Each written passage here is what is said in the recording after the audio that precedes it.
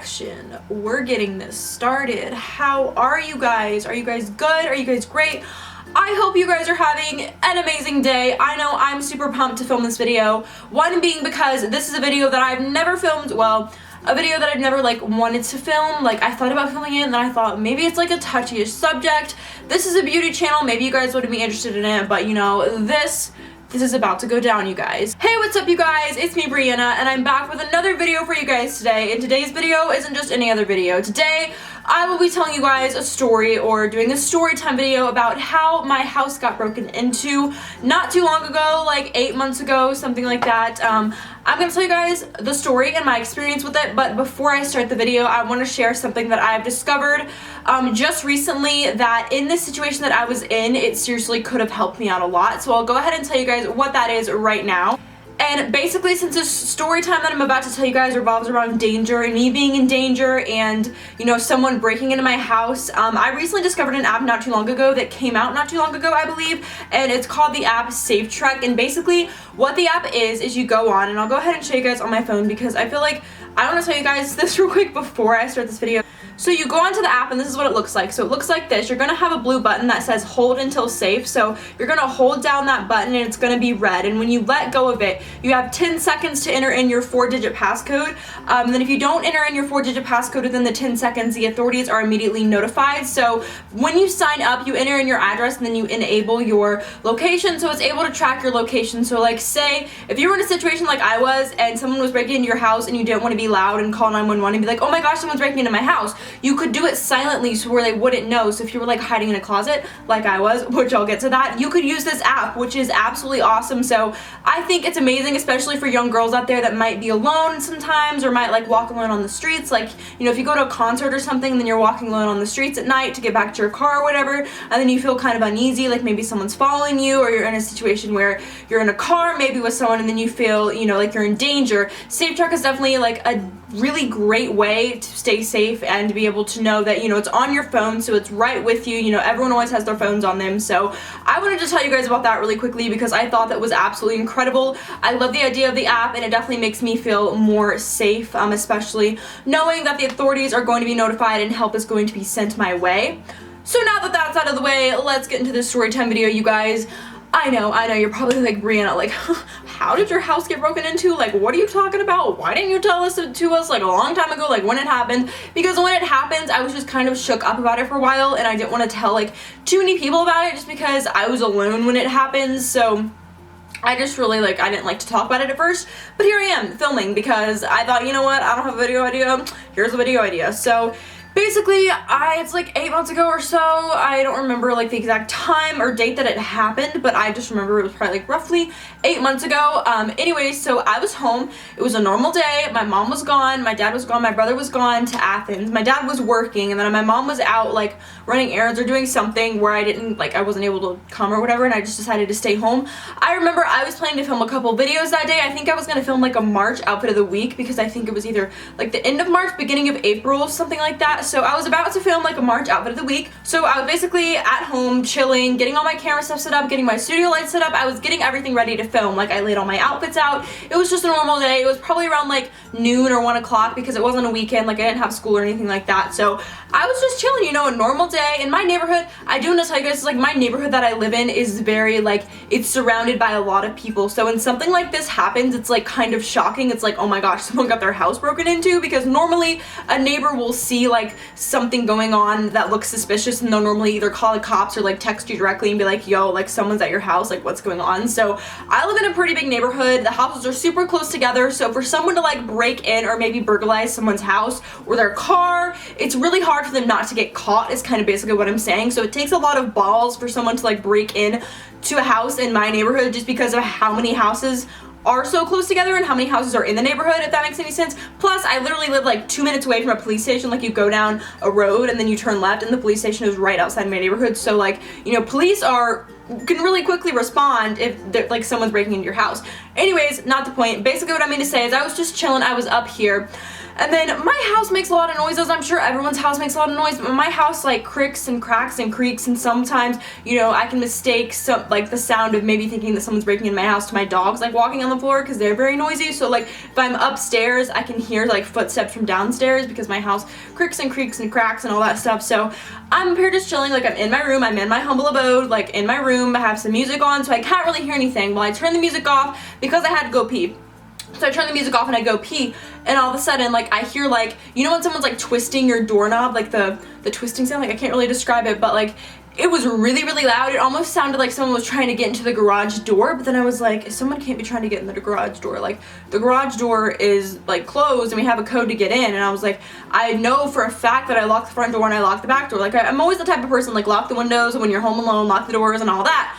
And it was in the daytime, so I didn't really think to turn the alarm system on. So I was sitting over here like, holy balls, like, is someone literally trying to break into my house? So like, I'm in the hallway because you leave my room, and then there's a long hallway, then you turn right, and then there's the bathroom. So I'm like standing dead in the middle of that hallway, and I'm like still as ever, and I'm standing there like trying not to make a single peep, and all I keep hearing is someone like twisting the doorknob to either like my front door. It sounded like almost it was like the garage door, but now that I'm remembering, like my front door has like one of those little clickers on it, and then you have to like pull the door open. It sounded like someone was trying to like jam the clicker off my door. So I was like, holy crap, like what is going on? So immediately I go and I put my dogs in there, like in a room, and I just like lure them into my mom's room, and then I go into my mom's room, and she has like a huge closet in her room. It's like one of those like walk-in closets. So I go into my parents' room with my dogs because obviously like if someone's trying to break into my house, I want to make sure everyone's safe, not just me. But like I lure them in really quietly, and like they obviously weren't in the house yet, but I knew someone was trying to break into my freaking house, and like I was in panic mode. I didn't even have my phone with me. I didn't even think to call 911. So after I get the dogs locked in the room, I realized, holy crap, I don't have my freaking phone with me. So I crack the door open to see if I can still hear anything, and I still hear the sound of someone like trying to get in my damn house. I was like, what is going on? Like literally, what is this? So I crack the door, I walk as slowly possible as I can. Luckily, my parents' room is like right next to my room, so I just turned, grabbed my phone off the nightstand, and then bolted back into the room, and I locked the door. So I go into the closet. This is where it gets hard for me to talk about. I go into the closet, and I'm sitting there with my dogs like in the bathroom area, because the way it is, you walk in my mom's room or my dad's and mom's room, there's their bed, and then there's like a two doors, that's a doorway, like a huge doorway that enters into the bathroom. Then there's the closet like inside the bathroom, and then there's like the actual bathroom area. So I walk in there, I shut those, like, the double doors, and then my dogs are, like, in the bathroom, like, roaming around, just sitting, and, like, they weren't freaking out too bad, but they were, like, growling, so I knew, obviously, like, they could hear something that I could hear.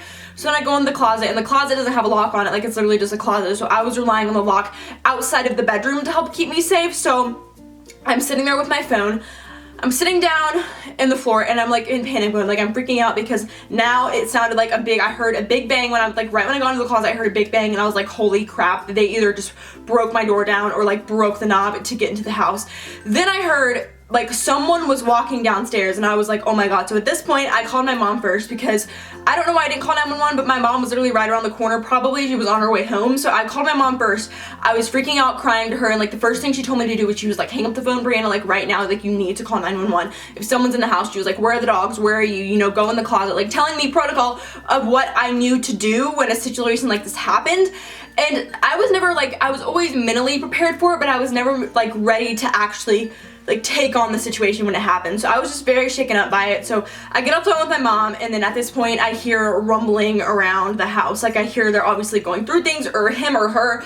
I still don't know exactly who it was, but I just hear someone like in my house like going through things. So I'm sitting in the closet, and I'm like, holy crap. So I call 911 like as fast as I can, and I'm sitting there, and it's ringing. Someone answers, like the operator answers, and I couldn't even utter a word. Like I was literally like, all I could say was help. Like I was just like, help. And then I was like trying to whisper it because I didn't want to be loud, because I didn't know where they were in the house. Like they could be upstairs at this point.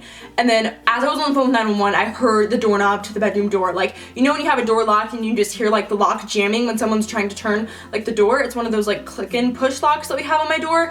And I was hyperventilating. I was like, someone's trying to get in the house, like they're gonna kill me. Like I was saying all these things, like I didn't even know they could kill me. Like I was a witness of what they were doing, trying to steal from me. I was like, oh my god, they're gonna kill me. Like someone just broke into my house. Like I'm in the closet, I don't know what to do.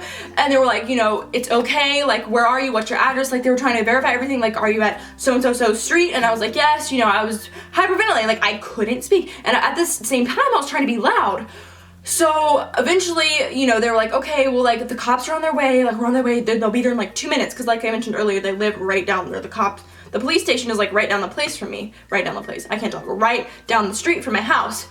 And luckily, thank Jesus heaven above, I was sitting there literally praying because I was like, please do not let them get past that door. Like, dear God, please do not let them get past that door. And we had just recently replaced a lock on my mom's door too, so it was like a brand new lock. So I was like, please, dear God, let this door stay locked. And I was just like, oh my gosh. But then I was thinking to myself, if they were able to get through my front door, what would make them not get through the bedroom door? I was like, so then I started freaking out even more. Like, I wanted to crap my pants at this point. And then I started to hear police sirens because the window to my mom's room is like to the back of the house, so I can hear it like from, and they're very, very loud. I could hear it was like probably 2 or 3 police cars, so it was very, very loud, and I heard it.